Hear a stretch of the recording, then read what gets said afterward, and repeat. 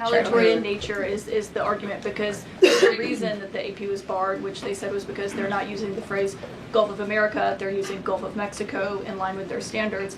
And so the question here is this setting a precedent that this White House will retaliate against reporters who don't use the language that you guys believe reporters should use? And how does that align with the First Amendment commitment that you were just talking about? I was very upfront in my briefing on day one that if we feel that there are lies being pushed by outlets in this room, we are going to hold those lies accountable. And it is a fact that the body of water off the coast of Louisiana is called the Gulf of America. And I'm not sure why news outlets don't want to call it that, but that is what it is. The Secretary of Interior has made that the official designation in the geographical identification name server.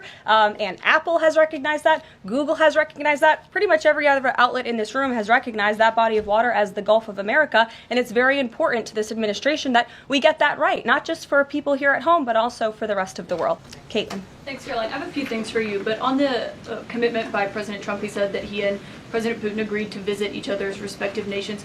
Are there any preconditions that President Trump has that President Putin must do before he goes and meets with him, withdrawing some forces, withdrawing all forces, anything like that? Not that I'm aware of. That doesn't mean they don't exist, but I was just talking with the president in our national security team. I wasn't made aware of any conditions, but if they exist, I'm happy to provide those. And on the president himself, he styles himself as this master negotiator.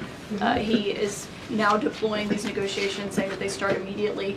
We did hear from the Defense Secretary, Pete Hegseth, today, saying that NATO membership is not realistic for Ukraine, and neither is returning to pre-2014 borders. Aren't they giving away bargaining chips before these negotiations have even started? Again, I haven't talked to the president about Ukraine's NATO membership, and he appointed several individuals to negotiate on his behalf. He's directly involved in these negotiations as well, and I'm sure if you ask him that question in the near future, when you're able to, he'll give you an answer. I just don't want to get ahead of him on it. And final thing for you, which White House official made the decision to bar the AP reporter from the Oval Office and the diplomatic reception room last night? Well, first of all, let me just set the record straight. It is a privilege to cover this White House. It's a privilege to be the White House press secretary. And nobody has the right to go into the Oval Office and ask the President of the United States questions. That's an invitation that is given. And there are hundreds of outlets on this campus, many of you in this room who don't have the privilege of being part of that pool every single day and getting to ask the President questions. We reserve the right to decide who gets to go into the Oval Office, and you all have credentials to be here, including the Associated Press, who is in this briefing room today. But isn't it retaliatory in nature is the argument, because the reason that the AP was barred, which they said was because they're not using the phrase Gulf of America, they're using Gulf of Mexico in line with their standards.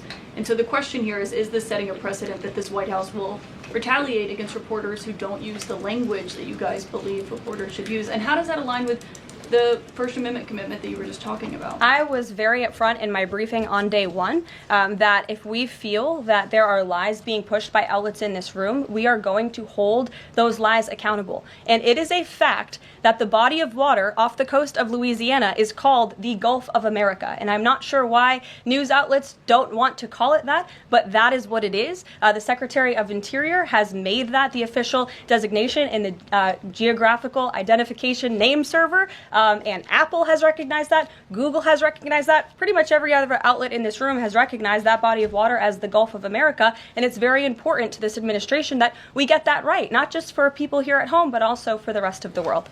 Sure. Thank you, Caroline. The prisoner exchange with Russia coming at the same time as the president is now announcing negotiations to end the war in Ukraine. The timing of that is hard to ignore. Was Ukraine discussed as part of this prisoner swap?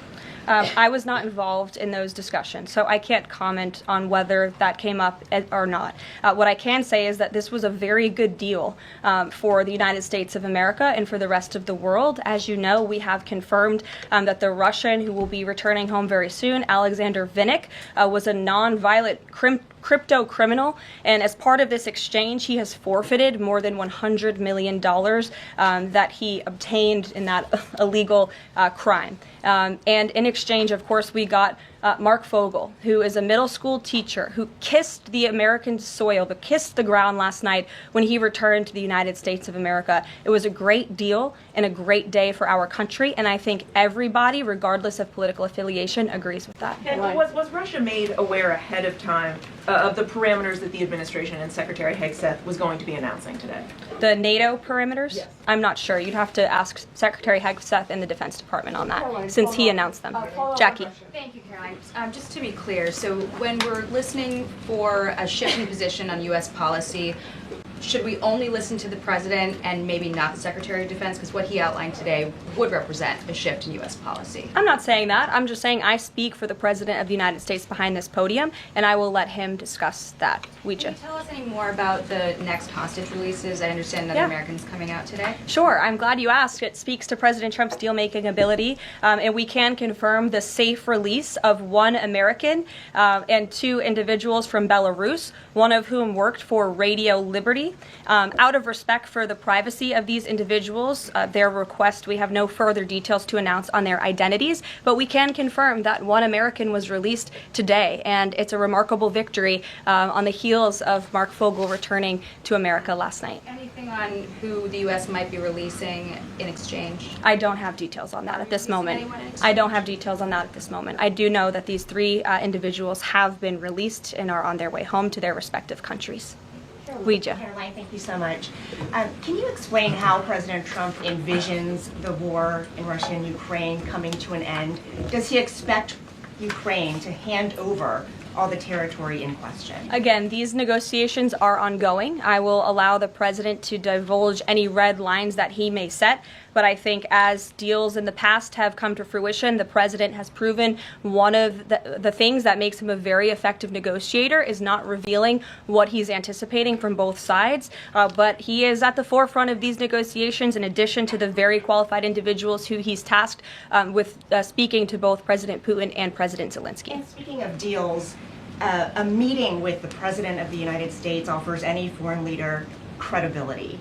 Was it part of the prisoner swap with Fogel that President Trump agreed to meet with Putin? Again, I was already asked this question. I said I was not made aware of that, but we can certainly get you an answer on that. I'll check in with the NSC.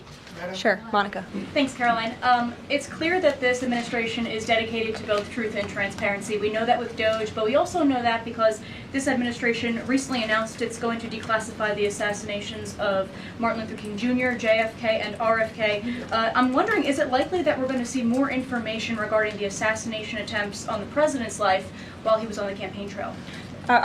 In regards to the assassination of the individuals you mentioned, President Trump signed that executive order directing the respective agencies to do it. I know that that process continues and is ongoing. He's committed to transparency in the declassification of these very important files that I think many Americans are not only interested in learning about, but also have the right to know about. As for the two heinous assassination attempts on the president's life, he's spoken to this publicly. I've spoken to him about it privately. And, as he said publicly to all of you, he feels he has a right to know about further information about the individuals who tried to kill him, tried to take his life. And so if and when we get that information, I'll leave it up to the president to decide whether or not he would like to reveal it. But I believe in the effort of transparency that we've seen consistently from this president, he certainly will.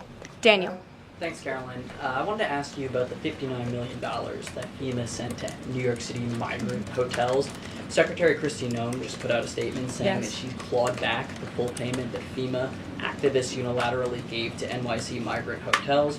She wrote, "Mark my words, there will not be a single penny spent that goes against the interest and safety of the American people."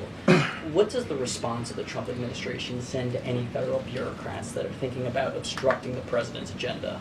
They will be held accountable. The president is signing executive orders daily, and he expects all officials across the administration, regardless if they are a political appointee or if they are a career bureaucrat, to adhere to the will of the American people and the 77 million Americans who reelected President Trump. He is here for a reason, and he is focused every day on implementing his administration's goals and sending $59 million to a migrant hotel to house illegal immigrants when there are still people in North Carolina and California who have not received FEMA funding is not something that this administration is going to tolerate. Deanna. Thank you so much, Caroline. One on New York and one on Russia, please. On New York City Comptroller Brad Lander is accusing Doge of clawing back $80 million that was intended for New York City FEMA funding. Wondering if you've heard about that figure, if that figure is accurate, and why that money was taken back. I have not heard about that figure. Doge is moving very quickly, but I can get the receipts and gladly send them to you. I know that story is likely of great interest to the New York Post. And then one John. on Russia, please. Sure. Is President Trump waiting for a kind of signal or an action from Putin to go to Russia? And would he be willing to go to Ukraine in the future? I don't have any decisions to make on the president's potential visit to Russia or any in-person meeting at this time.